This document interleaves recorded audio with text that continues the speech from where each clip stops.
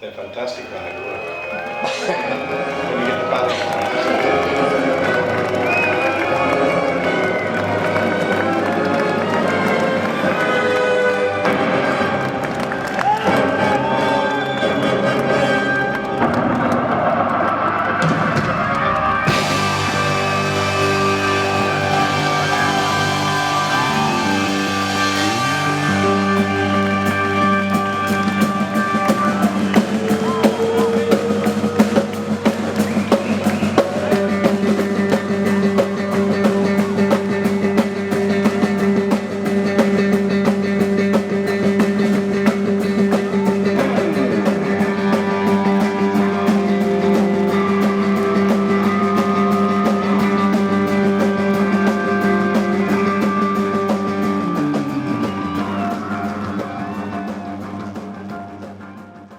So far, everybody's very happy. Yeah. The audiences are loud, they are big, Yeah. and they go home smiling, so Yeah. it's okay. Sometimes, if you've not been in people's consciousness for a little while, the audiences may become a little older, because they will always remember what they liked when they were kids. When you've had something, a record release which is done well, then you pick up more younger kids, because they're aware of what's going on, they're aware of you've done something and they know about you. So you get a great mixture in the audience, which is always great. If the audience is too young, it gets a little uncontrollable. Not bad for them, but difficult for us. If they're too old, if there's no youngsters there, it can be a little quiet. It takes a little while to get them to remember why they came to the rock and roll show. But when you've got a mixture of kids and older people, the kids kick-start it and the older people take over. And that's a great balance when you have that.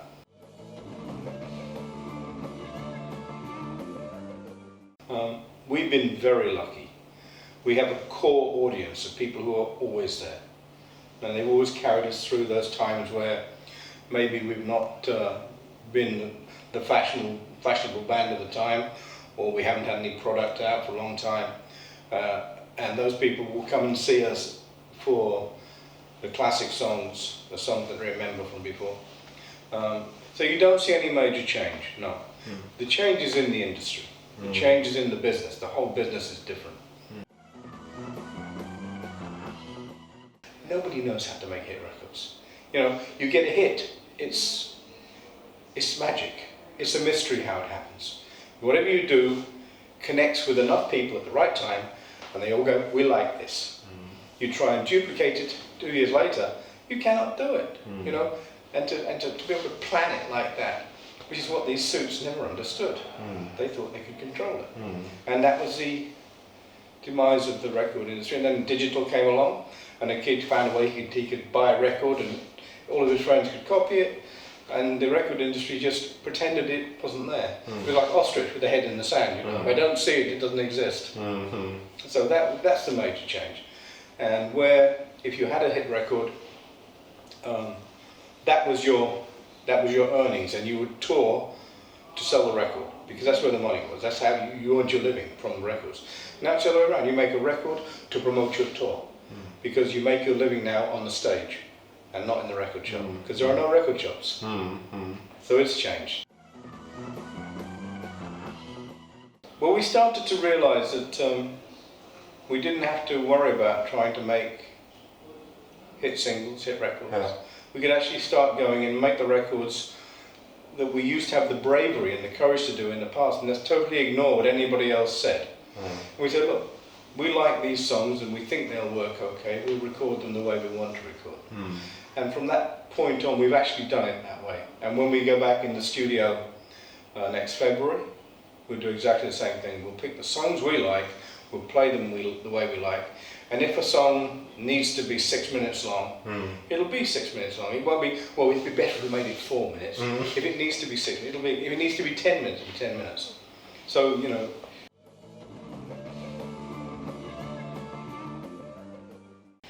what I have on stage, I know works, and it's taken me years to get the sound that I'm happy with, So, if I become unhappy with it, then I'll look for something else.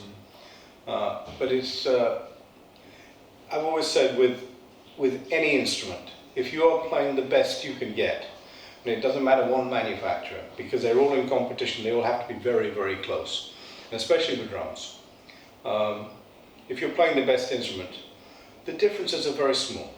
Very small. You can have a thick shell, you can have a thin shell, you can have a reinforced shell, you can have a plastic shell, wood shell, metal shell, you can have whatever you want. And what do you like? And does it work properly?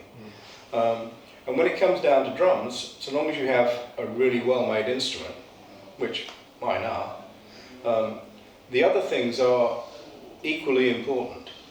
The drum heads, you know, if you've got a really worn-out, tired old drum head on the kit, it'll sound terrible. It'd be the best drum in the world, it'll still sound terrible. So if you've got a great drum, you need to have a good head on it. They work in concert with each other. And if you've got a big rock and roll drum kit like I use with Purple, then you need the correct cymbals. It's no good having a little 16-inch splash cymbal and a little crash cymbal, a little 14-inch right. You can't do that. They've got to match the sound of the drums. If you've got big drums going for a big sound, you can have big cymbals. You know, so the whole thing has to match, and over the course of years, you find what works perfectly for you. And what's perfect for me is maybe not for somebody else, but what's perfect for them, not for me. But we're both happy because it's both perfect. For me, always coated. A different sound entirely. The clear heads are, they're much more resonant. They give you much more of a note, you know. The nature of a coated head, I mean, it almost has a piece of damping built into it, so it's a more controllable sound. For rock and roll, are they the best heads? No, because they're not quite heavy enough, and they won't last a long time. But for those first 2-3 shows, nothing sounds as good. They're as close to a natural sound as we've got from any plastic head. Now that's my opinion. It doesn't make it right, but it makes it right for me. It doesn't make it right for everybody.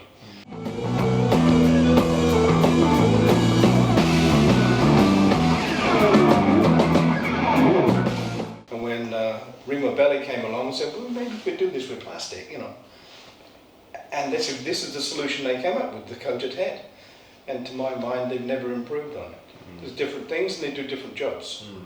You've got dot heads, you've got pinstripe heads, and they do a great job, but not my job. So I will always go for a coated ambassador. Brilliant. In the studio, I tend to use a medium regular hi-hat. On stage, where sometimes, even with big monitors, hearing is a little more difficult, a sound edge will give you a little more cut because the air's not trapped. So they're a little more immediate. So I use both. Again, I like the old classic sound of hi-hat cymbals. I like them to slush. I like them to give a wash to the sound. And therefore I use a lighter weight in the studio. And just regular, old school.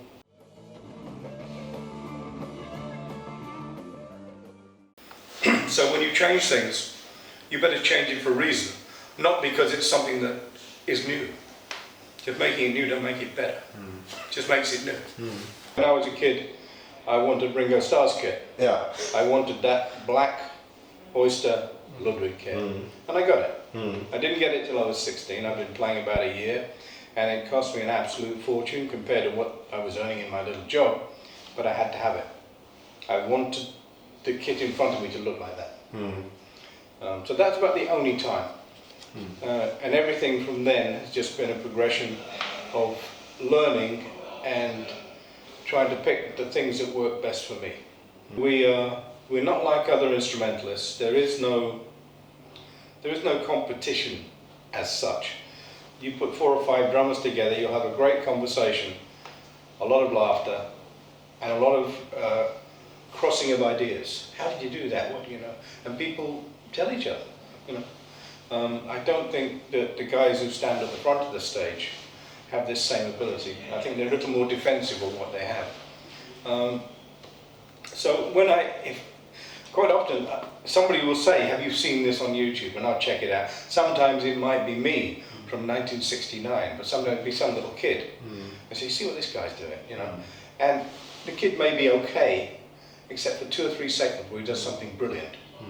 Maybe that's all he can do. You say, okay, now how would I do that?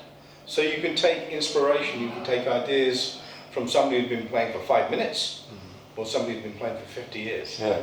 So when somebody says, have you seen this, or I come across it accidentally, I take an interest, yeah, but I don't physically go looking at see what other drummers are doing. I don't have the need to do that. Whatever I do in this rock and roll umbrella I work in, people seem to like. And I don't know anybody else who does it the way I do it. So why would I want to change and get influenced by somebody else doing what they do?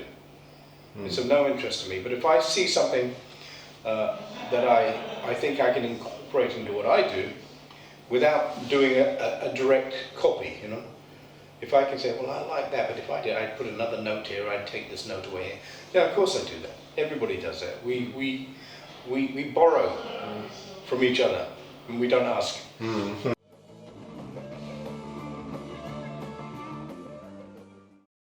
I would always recommend that they find a band and work on a stage in front of a live audience, because it's not what you learn how to do, it's what you learn what you shouldn't do.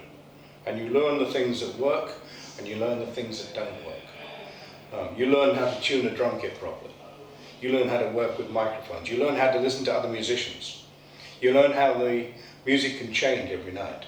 It may be a slight tempo shift, it might be a change of arrangement, somebody makes a mistake, you have to be able to follow that.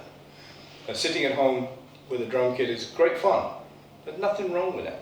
But if you want something more, then you have to play on stage. And you have to learn all the difficulties of when things go wrong. That's why for any kid playing, whether it's guitar, drums, or singing, you should find some other pals and get together, because that's the only way you learn how music works. You learn that you have to interact in a band, obviously.